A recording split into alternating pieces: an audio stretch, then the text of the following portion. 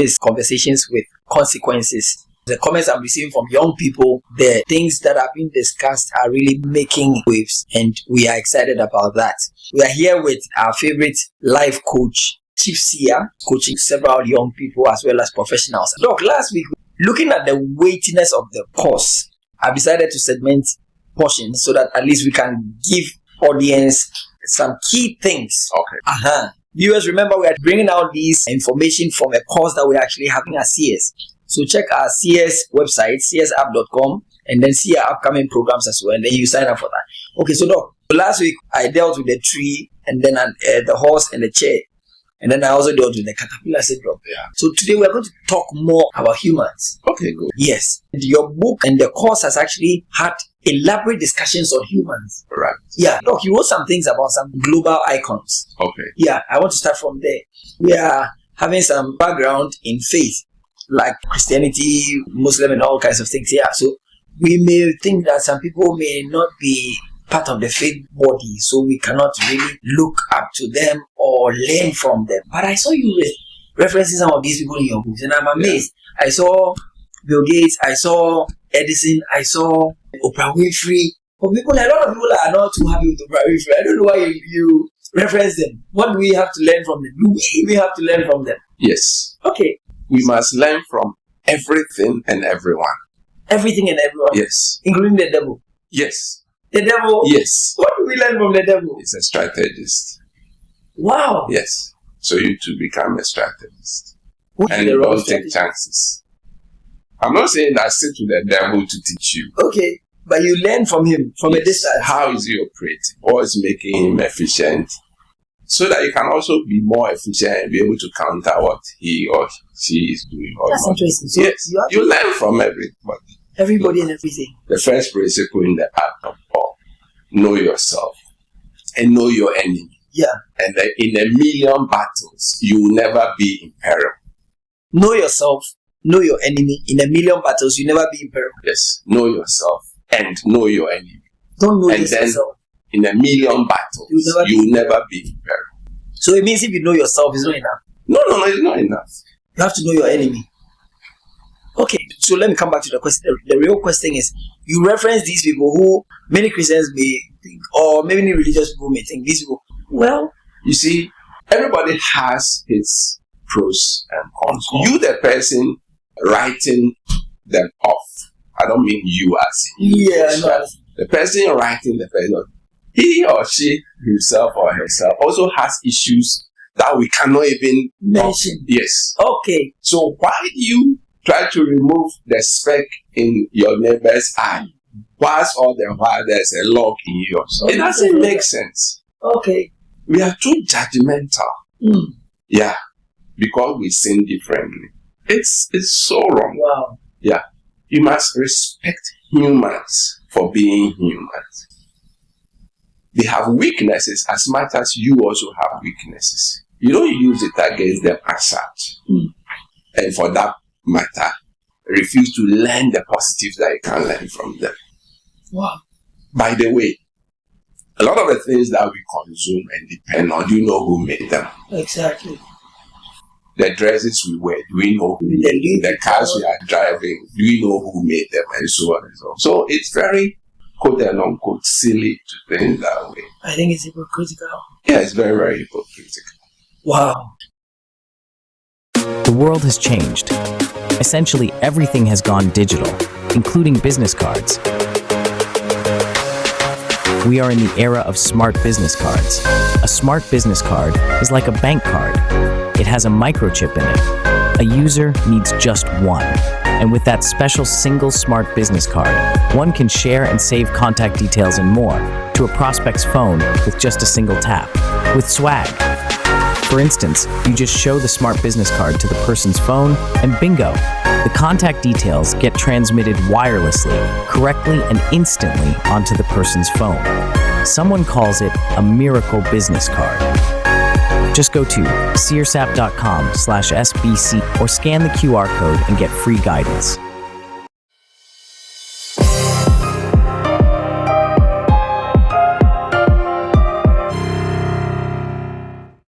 Doc, we are having already something very tricky. we have human beings who have contributed, like Bill Gates. During the COVID era, people blamed Bill Gates for being behind the COVID. And they said he was one of the people who were the greatest philanthropists also at the same time for especially African societies. But at the same time, they said he was one of the people who was pushing the idea of vaccines. And in fact, they said he's making his billions apart from the software and so on and so forth. They said he's actually using the software as a camera, as a face, a shield. But the real business he's doing is he's monopolizing on pharmaceuticals and he's making money out of it through vaccines. So they create virus and then they populate it. Then now they say they've created the vaccines, and then he comes in and says he's a philanthropist and giving you the vaccines. But the vaccines help you to get more weaker in your personal immunity, and then more viruses keep coming, and then they keep creating more vaccines. Okay. So somebody they say that why do we have to reference it? Okay. We are making assumptions that we cannot substantiate and want to take decisions based on mere conjectures. It doesn't make sense. Okay. I don't have evidence to suggest that Bill Gates is the one who threw in the virus and he's bringing vaccines to counter. Okay. Besides, whether that's the case or not, you have control. Okay. If you do have control, why complain? If you don't have control, why complain? Wow. Yes. If you have control, you don't complain. No control, you don't complain. Yeah. You do what is within your power. Nice. To save yourself. So we should maintain the focus on our context. Yes. Where you can control. Yes. Rather than trying to bother about things you can't control. Now, does that affect? I'll tell you why. Okay. We should learn from Bill Gates. He's from a very well-to-do family. Yeah. And attended one of the best schools. Yeah. Okay, and all that. In spite of all those resources available to him, he started venturing very early. By age 9, he was already developing software. Would you hate him and not learn from him? Learn from him by starting early. You understand? Microsoft wasn't his first business. No. Okay, his first business was what they call travel data. At that age, he was negotiating with big men. Have you learned how to negotiate? Bill Gates is one of the few people who hit it through negotiation. So, for instance, when IBM was contracting him to develop the operating system for the IBM PC those times, he didn't have time. In fact, he didn't need to write code from scratch. He picked an existing operating system, spruced it up as the PC DOS. Okay. Now, he could have sold off PC DOS to IBM, take some huge money, and go his way. He didn't do that. He rather sold it to them and negotiated to retain the license to sell the same software in another form to other vendors. So from one software, he was able to leverage and make so much sales, repeated sales of that same software.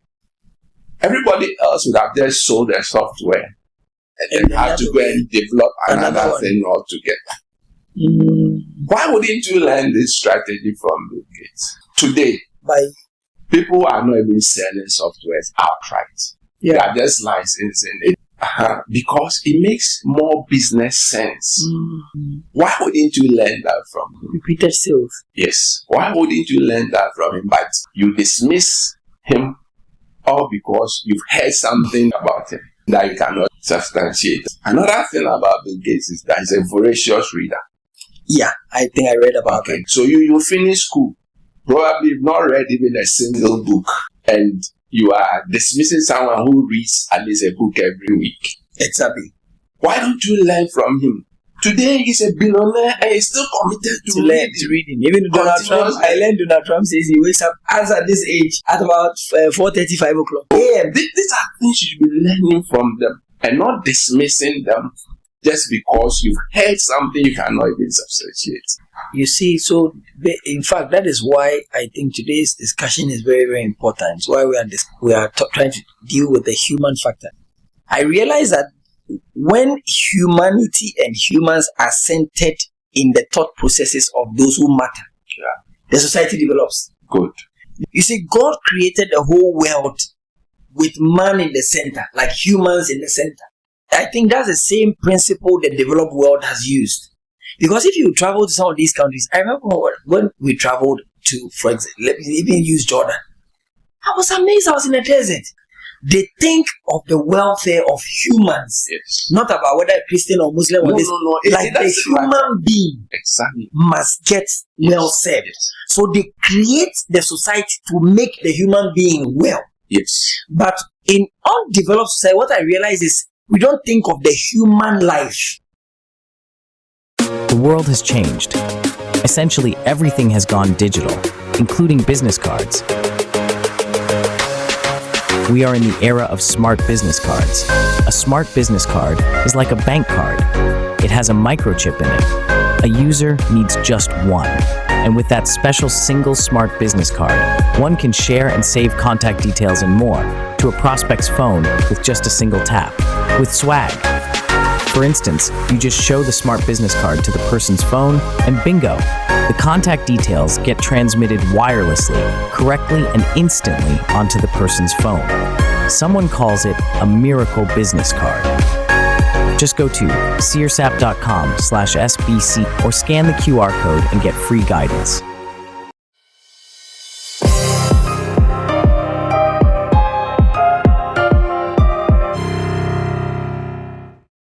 It looks like societies that do well, they centralize humans. And look at what I'm saying. Look at the perspective. Well, I probably may not personally have that perspective, but I'm bringing it from the view that we may think this person is like this, so I can't learn anything.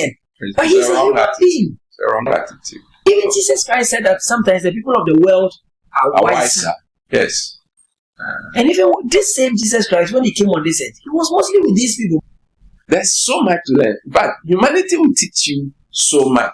Even animals will teach you so much. As for the learning, if I had my way, I would say that we came here on earth to learn.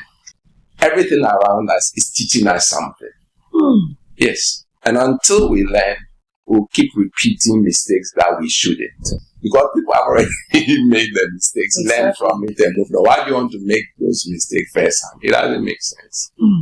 So, viewers, here you go. This is the Conversations with Consequences. We are trying to be real with you so that you reflect on some of the things. Maybe you heard it at a meeting somewhere, especially in our schools. Hear that, oh, this person is evil, this person is bad, this person is this, so don't learn anything. No, but probably he has a work ethic that you can learn from. So that's what Doc is saying, that you can pick a thing or two from somebody. So, Doc, today our discussions is centralizing on relationships. Great. Doc, what role do you think relationships has to play in our personal development, one, and towards our world creation? Relationships, not with animals, not with trees, not with anything, like human relationships, not just your business relationships. No, I want to start relationships from as early as your childhood. You're building friendships, then probably intimate friendships. How does relationships in a whole, then we'll narrow it down to personality types and then other forms of relationships. But how does relationships in a whole, what role does relationships have to play? I'm talking about money. What does relationship have to do? Okay, since you are talking about money, then let me start in this way. Let me begin my response this way. We say that your net worth is determined by your network. Please go over that. Okay, it is said that your net worth is determined by your network. Please break it down. Okay. Net worth is network. Yes. What does that mean practically? Okay. No man is an island. So it is said that one is too small a number to achieve anything significant. To achieve anything of significance, you need a lot of people to do that. And that's where relationships come in. Two, the longest study on human well-being, longevity and all that, has run for several decades. Okay. The longest study on on humanity, on human welfare. Okay. well-being, longevity, happiness. Yes. What I don't understand is the longest means it's a continuous study. Yes. Okay. Yes. Or studies by different people. Okay, so one person is in charge of a research team. Okay. But from started were two different universities that were doing, but later they merged. Okay. So one person will be in charge, leading the team to research this. Okay. Then the person will retire. Another person comes, take over, continues. And this has gone on for several years or several decades. So it's described as the longest study. Okay, it's about what makes humans thrive. Yeah. And it was what? Relationships. Yes. Quality. Not money. No. Quality relationships. I'm getting confused. No money. No. Relationships. Interactions. Yes. Humans were designed as social animals. You cannot be well, you cannot feel good when you are isolated. That's why isolation is called prison. You need other people to feel good as a human. You need to interact with other people. One researcher described it this way. He said that if you take a chimpanzee or a gorilla and you cage it and you feed it, it will grow very well. If you take a human being and cage the human being and you feed it, the human will eventually die in no time. Because as a human, you are not designed that way. You must be active, interacting with people and all that. So even in the happiness study, part of the reasons they are assigned is, do you have people you can call when you find yourself in trouble, for instance? Are there people you can call and they will respond? It's an indicator of your state of well-being. What? Yes. The world has changed. Essentially, everything has gone digital, including business cards. We are in the era of smart business cards. A smart business card is like a bank card. It has a microchip in it. A user needs just one. And with that special single smart business card, one can share and save contact details and more to a prospect's phone with just a single tap. With swag. For instance, you just show the smart business card to the person's phone and bingo! The contact details get transmitted wirelessly, correctly and instantly onto the person's phone. Someone calls it a miracle business card. Just go to searsap.com/SBC or scan the QR code and get free guidance.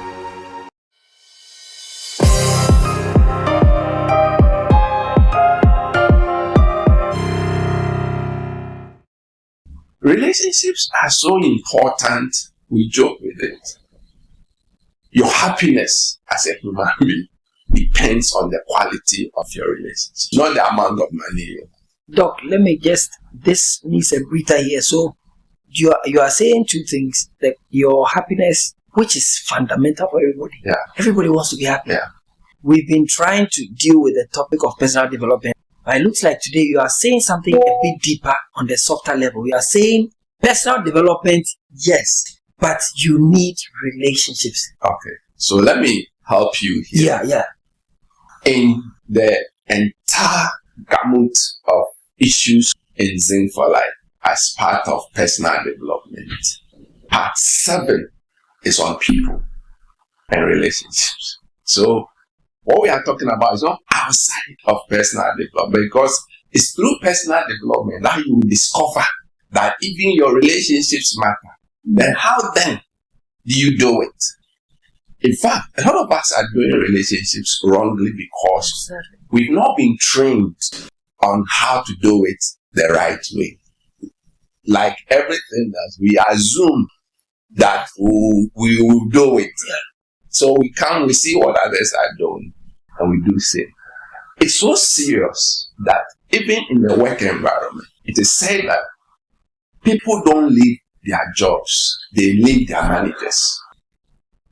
I once had an interaction with someone in a managerial position and had gone to negotiate on the salary increment, but didn't get the salary increment. Okay. But according to him, the fact that he didn't get the salary increment was not a bother to him. What bothered him was how he was treated. One of the researchers who has done so much on the impact of benefits on productivity in the work environment especially is called Heisenberg. He found out that increasing people's salary or income in the work environment is not a sustainable motivator. In other words, when you increase people's pay, people's salary, people's income. So let me just for the sake of discussion, if you double their salary, for instance, just for the sake of discussion, let's say you double the people's salary. When you double the salary, what do you expect? You expect them to be very happy. Okay, yeah. And by extension, become more productive. Okay. What they found out that when you do that, immediately they'll become happy. Yeah. And will be energized and all that. But in no time, they'll go back to the state they were. What will sustain them to be very productive is not money. So we say that money is not a sustainable way of increasing productivity. Yes. Wow. Yes. You said the researcher was Heisenberg. Yes, Heisenberg. Wow. This is eye-opening. Relationships are very important. At other levels of business, we talk about business at the speed of trust. Where there's no trust, business is expensive and slow. Where there's trust, business is cheaper. Say that again. Say it again. Because I've read, Bill Gates has a book, Business at the Speed of Thought. Okay. I've never heard what you just said. Okay. So, business at what? Business at the speed of trust. This is so fundamental. This is so phenomenal. Yes. Because I'm just thinking through it. If you trust somebody, you don't even think of money. Yeah, because you can get a supplier to give you huge consignments of goods to sell. Oh my goodness. And take your portion and give back his portion. No money exchange. No money because of trust. Relationship. Yes. Business at the speed of trust. Yes. But even in the banking sector. Are you serious? Interest rates are higher when they are not sure of you. Are you serious about this? Another principle is obviously whom you know, but that does not cut deep enough. We talk about who knows you.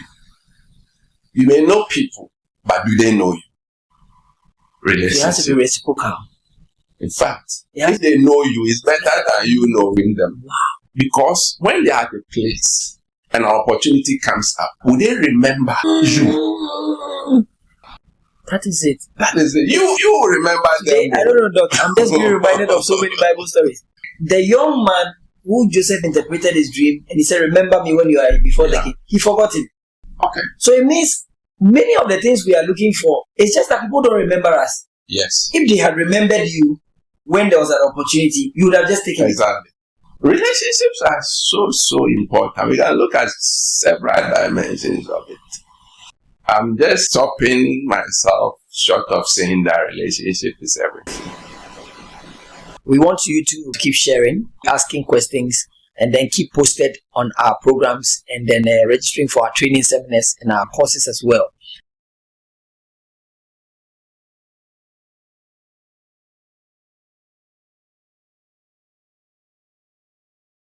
The world has changed.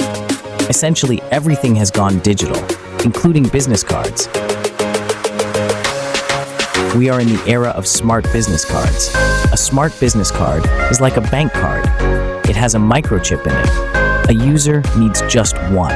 And with that special single smart business card, one can share and save contact details and more to a prospect's phone with just a single tap.